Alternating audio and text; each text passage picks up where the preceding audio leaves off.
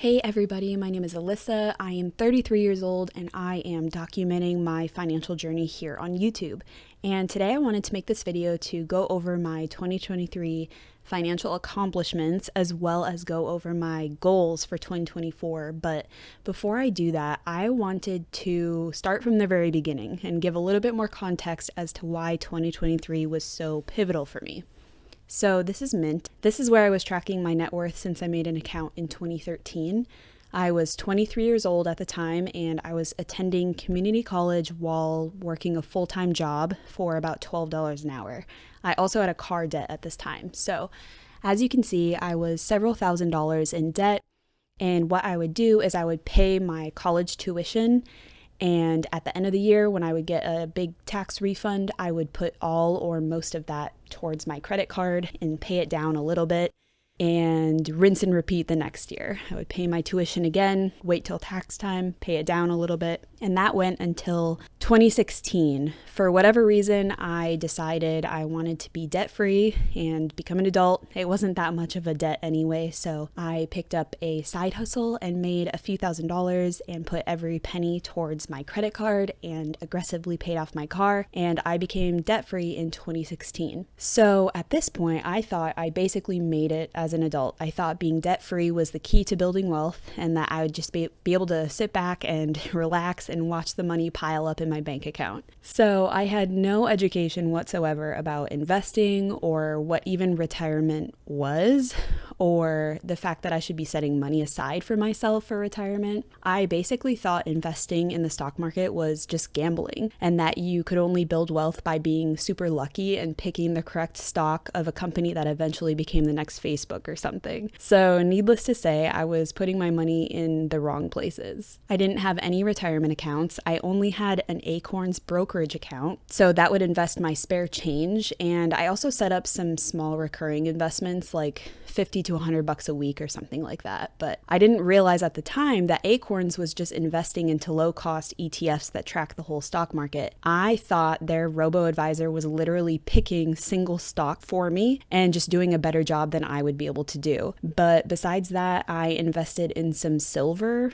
for some reason.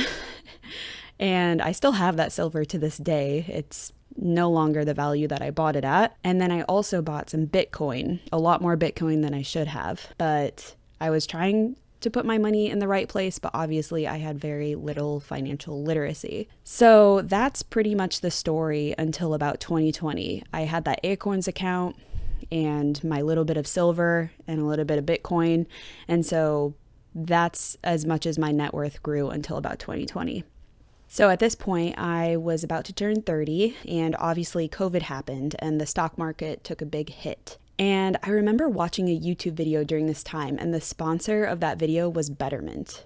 And for whatever reason, I thought it would be a good idea to open a Roth IRA with Betterment right at that exact moment. And Betterment is another robo-advisor, so I figured they'd do a better job at investing than I would ever be able to, because again, at this point, I still had no financial literacy. So looking back, what I did was basically, I had a few $1,000s in savings that wasn't for any specific purpose. I didn't have a dedicated emergency fund. I just had what was in my crypto and my brokerage and a few $1,000s in savings. So I basically took my entire savings and dumped it into my Roth IRA at the beginning of 2020 to max it out.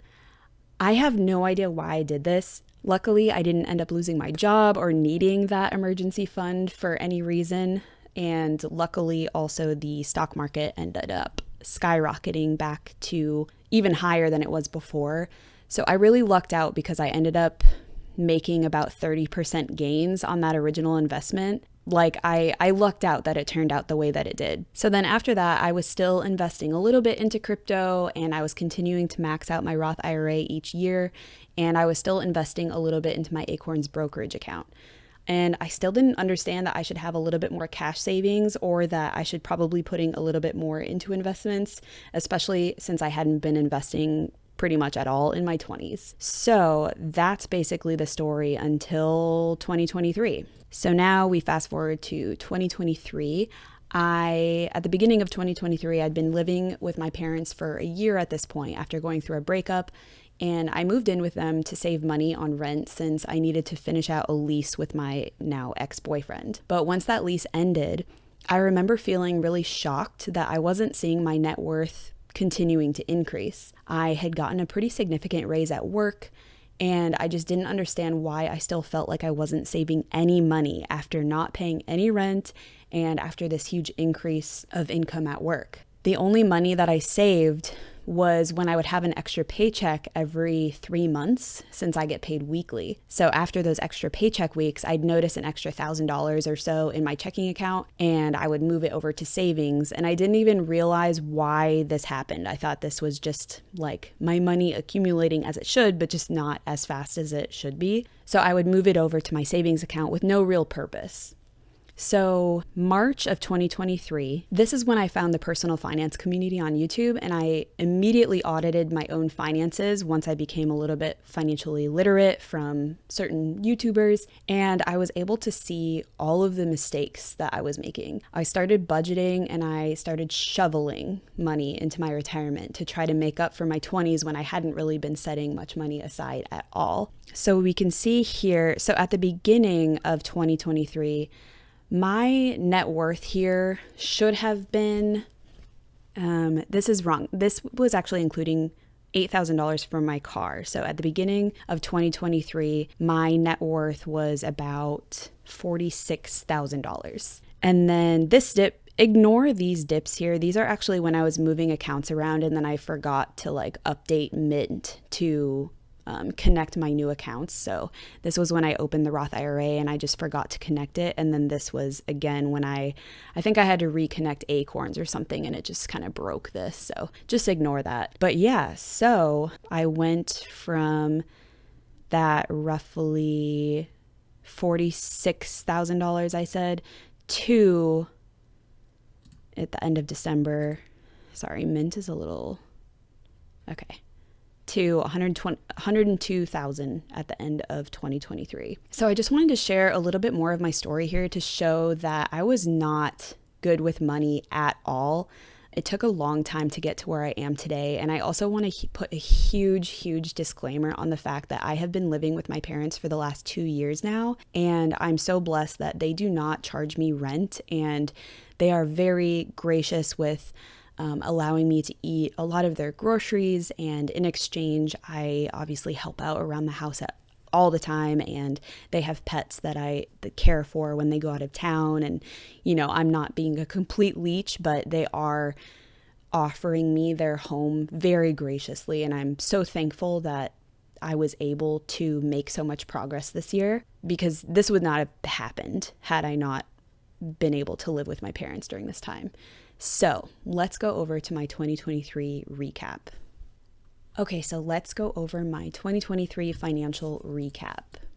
So first off, cash saved. I saved $15,251.21. This is all the cash that I have saved in my checking accounts as well as my high yield savings account. And this does not include savings to pay my quarterly taxes, and it also does not include my savings to pay off my credit card. I have a 0% interest credit card that's at about $6,000 right now, and I'm leveraging that to just basically gain interest on that $6,000 versus paying it off with the credit card before I need to. So I do not include that savings in this cash number. Second, I invested $6,500 into my Roth IRA for 2023. Pretty self-explanatory. I also contributed $10,000 to a SEP IRA that I opened in the summer when I learned about SEP IRAs and that I should probably have some sort of account as a self-employed person besides my Roth IRA. So this is roughly what I calculated my max contribution to be. I won't know for sure. I wanted to lowball it a little bit just so that I didn't accidentally go over my contribution limit, but I will know for sure once I do my taxes, and I might be able to contribute a little bit more in 2024, but we'll see. And then for my brokerage, this is Acorns and a little bit of single stocks in public, but this I contributed this at the beginning of the year before I knew that I should probably be contributing to my tax advantage accounts first. So I contributed a total of $2,707.28. And then I also opened an HSA this year, and I contributed the max amount of $3,850. And I also invest all but 100 of that. And then I also bought $133.96 of crypto. So all in all, I saved and invested $38,442.45, which is crazy. Like I said, that was only possible because I am living with my parents and not having to pay rent. This number is not going to be this high in 2024, probably, hopefully in like the $20,000 range, but that's where I ended up in 2023, and I'm very thankful for that. Now for my net worth recap. So I started 2023 at $46,582.68, and I ended 2023 at $102,623.61, which was a difference of $56,040.93. And as you can see, the change in net worth was a lot more than what I actually saved and invested. So that means my investments grew by $17,598.48, which is just insane. And it just goes to show why you should be putting your money in the market and putting it in those, well, this is not financial advice, but what I do is I put my money into low-cost index funds that track the entire stock market. So yeah, obviously the end of 2023, and I guess 2023 as a whole, were pretty good for the stock market. 2022, not so much. So I definitely lucked out and made a lot more progress this year than I thought. So yeah, let's go over my 2024 financial goals. Okay, so here are my financial goals for this year. So my first goal is I would like to make $5,000 in extra income. So obviously this doesn't include my main 1099 self-employment income. I make extra income by pet sitting. I also earn interest on my high yield savings accounts, and I get a little bit of cash back sometimes. I usually use my Chase cards that give me Chase points back that I use for travel, but sometimes I'll take cash back on other cards. And I'll have to add, like if I sell furniture and stuff, I'll have to add more spaces here, but this is my main sources of extra income that I plan on getting in 2024. So I would like to hit $5,000. My next goal is I would like to make $85,000 in gross income. Right now, my salary at my job is a little bit over $75,000. So I would like to hopefully get a little bit of a raise or a bonus. I'm actively working on a project that I'm hoping will get me either a raise or a bonus by the end of this year. And then hopefully with my paychecks and my extra income, I will be able to make that $85,000 of gross income, which would be awesome. And I think that's really doable. And then my next goal is I would like to invest $25,000. So that includes contributions to my SEP IRA, my Roth IRA, my HSA, and then any leftover that I need would be contributed to my brokerage.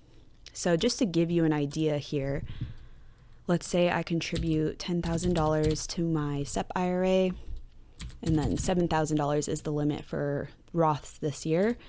And then $4,150 is the limit for my HSA. So that leaves me $3,850. I swear I'm good at math. I just get so flustered doing these videos. But yeah, I think that is a very doable goal. And then my last goal,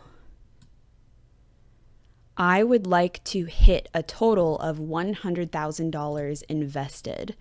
So this ultimately relies mostly on the stock market either holding where it is or increasing, because I'm at about $77,000 invested right now. And so if I contribute my $25,000 that I plan to, theoretically I would hit that $100,000 invested, but you just never know how the stock market is going to do. So this is more of like a tracking thing. Like if I don't hit this goal, it's not really ultimately in my control, but I thought that would just be cool to track along the way. So that's it. Those are my goals for 2024. I was considering doing a low spend goal, like maybe spending $40,000 or less this year, but I am going to be moving out into my own apartment soon, and I need to figure out what my living expenses are going to be. And also, I just feel like I've got such a good grasp on my finances now that I don't really feel the need to track and try to keep my expenses as low as possible, because I just kind of naturally do that already. So I didn't, maybe I can track it, or maybe I can start doing like income and expense reports at the end of every month to kind of go over how much money I am spending every month. But yeah, that's why I didn't do a low spend goal or anything. But I'm really excited to share my progress on these goals this year, and let me know what your goals are for 2024 and what you were able to accomplish in 2023. I'm really excited. I love having access to this community on YouTube. You guys are so supportive, and I love reading all your comments. And that's it. Thank you so much, and subscribe if you want to see more, and I will see you guys in my next budgeting video. All right, bye.